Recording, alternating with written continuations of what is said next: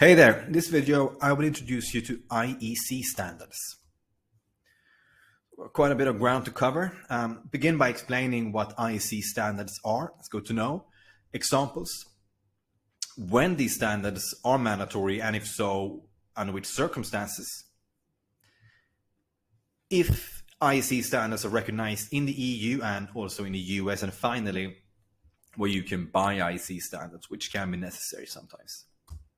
But before that, let's begin with the basics. So what are IEC standards? Well, IEC standards are, how should I put it? Technical safety performance standards for electronics, primarily developed by the International Electrotechnical Commission, or IEC.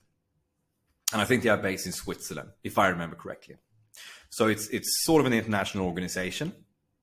It doesn't belong to the EU. Doesn't belong. It's not headquartered in the United States. Examples of these standards, which I don't know how many there are, hundreds, maybe even thousands, that apply to specific product types, that could also apply to specific components, modules, systems. Examples include IEC 61547. In this case, you can see that this is a EMC standard, or EMC immunity requirement, to be specific, for general lighting purposes, or for equipment for general lighting purposes. So as you can see, they're very specific, and in a way, I would say that some engineers consider IEC standards to be the very building blocks, and I will explain what that means in a bit. The very building blocks of electrical compliance, you can say, if I can use that term. Alarm systems, household and similar use, electrical rice cookers, you see, it's very specific, goes even to the specific product type, and in this case concerning methods for measuring performance. So IEC standards can be very detailed and apply to a certain product type and for a very specific use. Just to give you an idea. Now, big question is compliance with the IEC mandatory? What this can mean in practice is, do I need to, let's say I'm developing a new electronic product, do I need to ensure that my product is designed, that the wiring diagram, the PCB schematic and so on, the casing, etc., is designed according to the IEC standards that apply? Well, it depends. IEC standards are generally voluntary, but they can in practice be mandatory if an IEC standard is referenced or incorporated by a mandatory standard, or even a regulation or directive for that matter. So if, say, the low voltage directive, which I don't know, but if it does harmonize an IEC standard, or maybe as an EN standard, then that would make the IEC standard in question mandatory in the EU. Or you can also face a situation where you need to comply with general safety requirements, say, again, under the low voltage directive in the EU, but for some reason, maybe it's sort of a new product or something, and there are no European normative or EN standards in existence yet. Well, then the second best thing would be to pick an IEC standard, or maybe a combination. So there are scenarios when it's necessary to take IEC standards into consideration. But I would say the most common example is when it's referenced by a standard that in turn is made mandatory or in turn harmonized. This is one example of a EN standard, or harmonized standard in the EU. That's, well, I don't know to what extent, but it's clearly based to some extent, in full or in part, on an IEC standard. Okay, so that's one way. And this standard is in turn harmonized under the low voltage directive. So that's one way that an IEC standard can then be made mandatory. This is voluntary. This is something that the European Union has decided. It's not that the IEC was deciding for them. And I reckon that this was just the best thing there was. Why reinvent the wheel when you don't have to? That's a lot of money. So yeah, hope I made that clear. So that's one scenario in which an IEC standard can be required. Let's look at the United States. This is something I found on the UL Solutions website.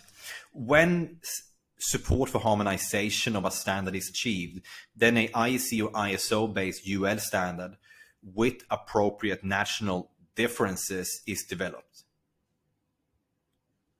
UL emphasizes keeping the national differences incorporated in an IEC-based UL standard to a minimum. So what they mean here is that, again, why reinvent the wheel? Why create technical barriers between markets, which in turn makes it really expensive, when you can when they can then turn a UL standard, well, they can turn an IEC standard into a UL standard with perhaps some modifications.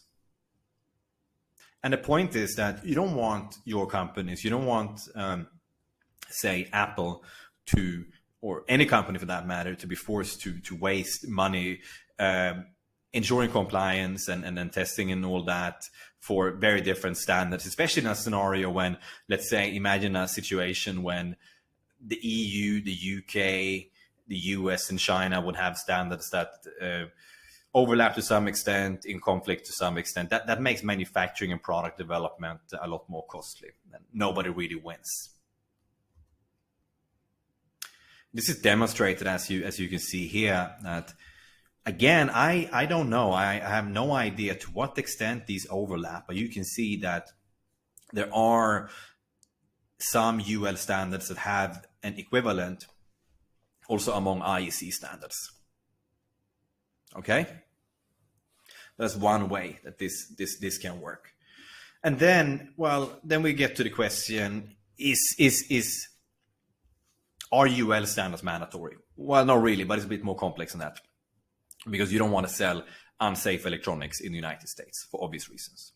So in practice, you go with the system you go with the standards that are recognized in the United States if you're selling in the US. Okay. And by the way, we've got another video on US standards, which I understand. I'm not gonna spend another 10 minutes discussing that. So if you want to learn more about UL standards, then check out that video.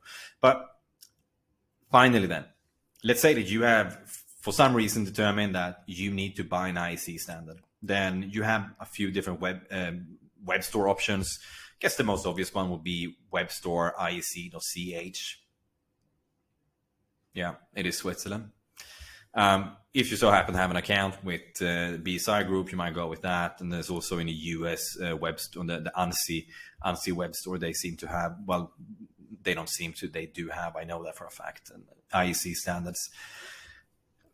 But most likely, if you end up in a situation where you need to buy an IEC standard, you will likely buy that from UL, or maybe buy it as an EN standard if it's for the EU. Okay, so I hope I didn't confuse you too much. I hope I managed to clarify some of the